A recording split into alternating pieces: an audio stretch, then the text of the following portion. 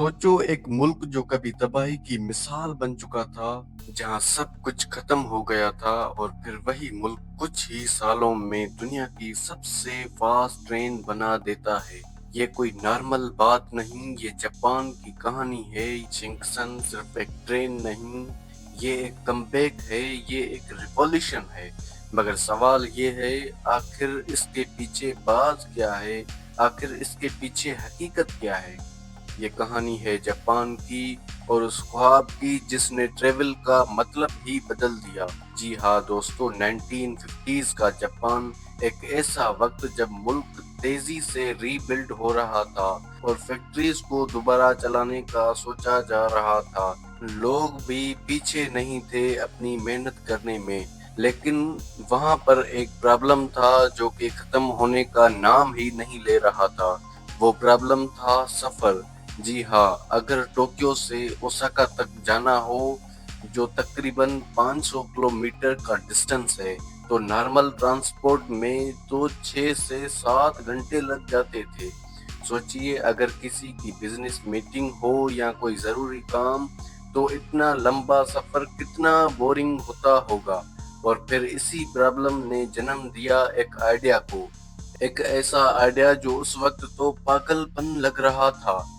ये आइडिया था एक इंजीनियर का। इसने सोचा क्यों न एक ऐसी ट्रेन बनाई जाए जो कि हवा की तरह तेज हो और इस मसले को खत्म किया जाए जो कि दिन ब दिन बढ़ता जा रहा था। इस इंजीनियर का नाम था हिडेयो शिमा। जापान के लिए ये सिर्फ एक इंजीनियर नहीं बल्कि जापान का फ्यूचर थे। इन्होंने सिर्फ ट्रेन ही नहीं बल्कि फ्यूचर देखा था। उनका कहना था कि जापान को एक बिल्कुल नया रेलवे सिस्टम बनाना होगा। इसमें सिर्फ न ट्रेन फास्ट होगी बल्कि ट्रैक्स भी अलग होंगे और सिस्टम भी नया होगा। लेकिन ये जब आइडिया लोगों के सामने आया तो लोग हंस रहे थे। कुछ लोग बोल रहे थे ये इम्पॉसिबल है, तो किसी ने कहा अभी जापान के पास इतना पैसा ही नहीं, और कुछ लोगों ने तो ये तक कह दिया ये सिर्फ एक ख्वाब है जो कभी पूरा ही नहीं होगा। लेकिन दोस्तों, आपको पता है हर बड़ी चीज पहले ख्वाब ही होती है। लेकिन जो सफर का मसला था वो तो जापान के लोगों के लिए एक मुसीबत से कम नहीं था। और फिर जापान की गवर्नमेंट ने सोचा क्यों न इस इंजीनियर की बात पे गौर किया जाए।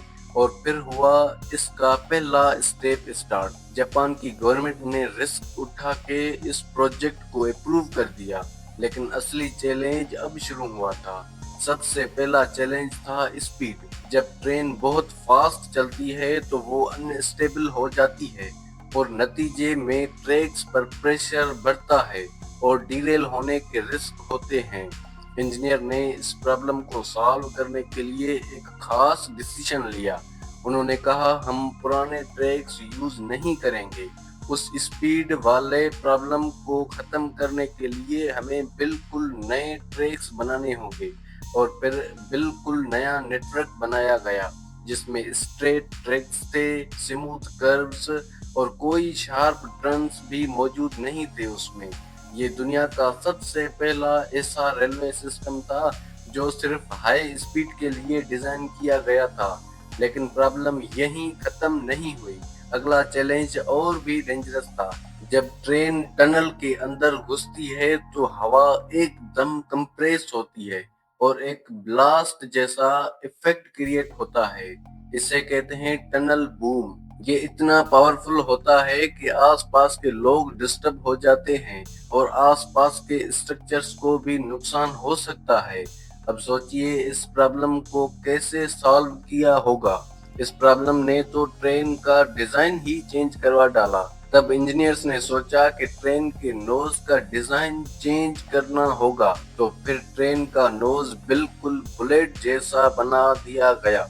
इस एरोडायनामिक डिजाइन की वजह से हवा स्मूथली कट हो जाती है और प्रेशर भी कम होता जाता है और नॉइज भी कंट्रोल में रहता है। ये डिजाइन इतना सक्सेसफुल रहा कि आज भी मॉडर्न बुलेट ट्रेन्स इसी कंसेप्ट को फॉलो करती हैं। लेकिन अब भी चैलेंजेस पूरे नहीं हुए। अब एक और प्रॉब्लम ने जन्म लिया, वो था नॉइज। फास्ट ट्रेन का मतलब ही है ज्यादा आवाज। اور جاپان کے شہر ایک دوسرے کو بہت قریب ہیں۔ لوگ کمپلین کرنے لگے۔ پھر انجینئرز نے ایک اور سالوشن نکالا۔ ٹریکس کے سائڈ پر ساؤنڈ بیریئرز لگائے گئے، ویلز اور ریلز کو اپ گریڈ کر دیا گیا اور ٹرین کی ڈیزائن کو اور بھی ریفائن کر دیا گیا۔ اب اس کی ریزلٹ سامنے آئی، ایک ایسی ٹرین جو فاسٹ بھی تھی اور ریلیٹیولی کوئٹ بھی۔ لیکن حیرانی بات تو یہ ہے کہ اب ایک جینین مسئلہ باقی تھا جس کو انجینئرز کو سامنا کرنا تھا۔ وہ تھا سب سے بڑا چیلنج، سیفٹی۔ 300 کلومیٹر پر آور کی اسپیڈ پر اگر چھوٹی سی بھی مسٹیک ہو جائے تو ریزلٹ کسی خطرے سے کم نہیں ہوگا۔ اس لیے انجینئرز نے ایک ایڈوانس سسٹم بنایا۔ اس سسٹم میں ٹرین ڈرائیور پر ڈیپینڈ نہیں کرتی۔ کمپیوٹر سسٹم کنٹینیوسلی اسپیڈ اور ڈسٹنس کو مانیٹر کرتا ہے۔ اگر ذرا سی بھی ڈینجر کی سچویشن ہو جائے تو ٹرین خود ہی سلو یا اسٹاپ ہو جاتی ہے۔ اور یہ ہی نہیں، جاپان میں ارتھکویک بھی کامن ہے، تو انجینئرز نے ایک اور سسٹم ڈیزائن کیا، ارتھکویک ڈیٹیکشن سسٹم۔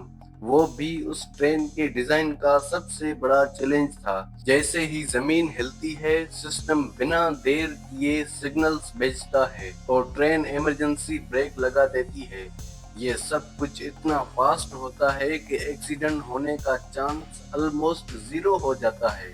اور پھر 1964 میں وہ دن آ گیا جب دنیا نے پہلی بار شنکانسن کو دیکھا۔ ٹوکیو سے اوساکا تک چلنے والی یہ ٹرین 210 کلومیٹر پر آور کی اسپیڈ سے چل رہی تھی۔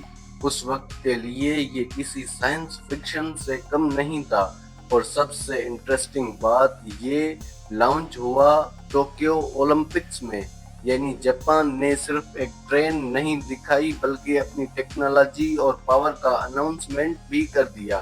پروجیکٹ کا ٹوٹل کاسٹ تھا اس وقت جاپانیز کرنسی میں لگ بھگ 380 بلین، جو اس وقت کے حساب سے بہت بڑا اماؤنٹ تھا۔ لیکن یہ انویسٹمنٹ ضائع نہیں گیا۔ اس ٹرین نے جاپان کی اکنامی کو بوسٹ کر دیا۔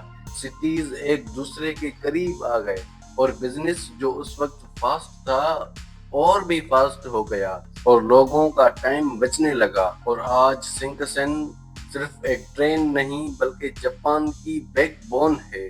روزانہ لاکھوں لوگ اس پر ٹریول کرتے ہیں۔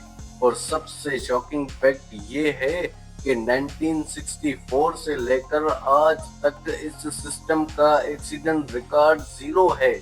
جی ہاں دوستو، زیرو۔ نہ کوئی میجر کریش، نہ کوئی پیسنجر فیٹلٹی۔ یہ دنیا کا سب سے سیف ٹرانسپورٹ سسٹم مانا جاتا ہے۔ اور اب جاپان نیکسٹ لیول پر جا چکا ہے۔ وہ کام کر رہا ہے ایک ایسے سسٹم پر جس کی اسپیڈ 600 کلومیٹر پر آور تک ٹیسٹ ہو چکی ہے۔ یعنی فیوچر میں ٹریول اور بھی زیادہ فاسٹ ہونے والا ہے۔ تو اصل میں جاپان نے بلٹ ٹرین صرف اسپیڈ کے لیے نہیں بنائی، یہ ایک اسٹریٹجی ہے، یہ ایک ویژن تھا جس نے ایک تباہ ملک کو دنیا کی ٹاپ اکانومیز میں لے کر کھڑا کر دیا ہے۔ پوری دنیا جاپان کو فالو کر رہی ہے۔ تو دوستو، یہ تھی آج کی ویڈیو YMK کی طرف سے۔ اگر ویڈیو اچھی لگے تو ویڈیو کو لائک اینڈ چینل کو سبسکرائب ضرور کریں۔